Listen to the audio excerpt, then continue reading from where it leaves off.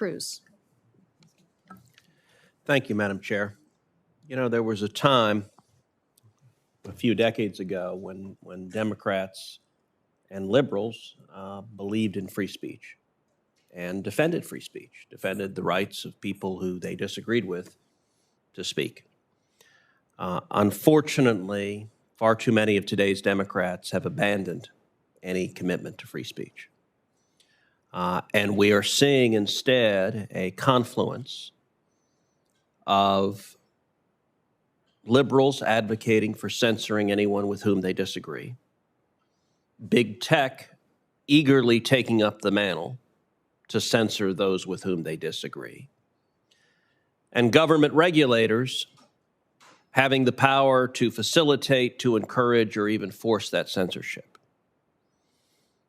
Ms. Sohn, you and I had a good visit in my office. I appreciated your coming by. As I expressed in that meeting, I've got real concerns about your nomination.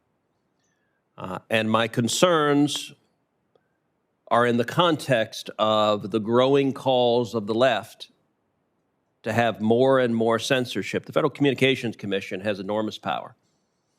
It has power over broadcasters, and it is also, particularly under Democratic administrations, asserting power over big tech.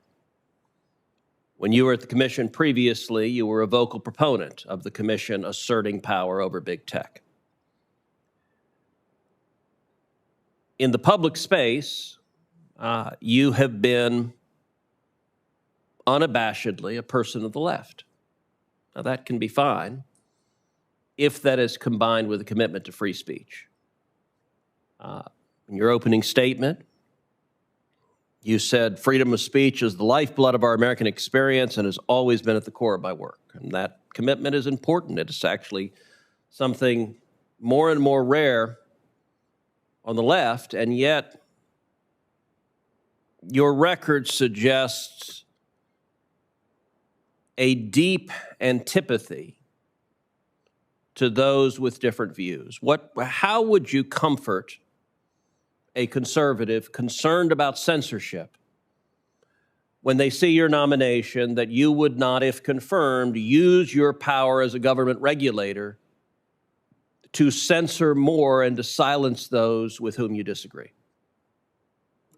Thank you, Senator Cruz, and I did enjoy our visit as well. I would say, look at my record. Look at the conservative cable channels that I worked with, for years to get them carriage on cable systems when those systems would not carry them. I have long worked with organizations and, again, companies with whom I vigorously disagree on their point of view. These are, fervent Republicans, fervent supporters of the former president, and I work with them to get their views online. I believe that I've been characterized very unfairly as being anti-conservative speech. I think my record says otherwise. I have been critical of Fox News. I'm sure you have my tweets. But that was in the context of a hearing where big tech was being blamed for misinformation, as they deserve, okay? And I'm not quite sure about your statement about me wanting to assert authority over big tech when I was at the FCC, because it's actually been the exact opposite, but we can talk about that. But Fox News, I have been critical because I don't think if you're going to look at misinformation, you have to look at the entire ecosystem, and frankly, not just at Fox News. I have also been critical of liberal stations as well. I'm not a huge fan of the big chyrons on cable news. Well, I will say yesterday I had a conversation with Chris Ruddy, who owns Newsmax, and I will say he confirmed what you said, and that he described his relationship with you as having been an advocate for additional voices. That's an encouraging sign. I was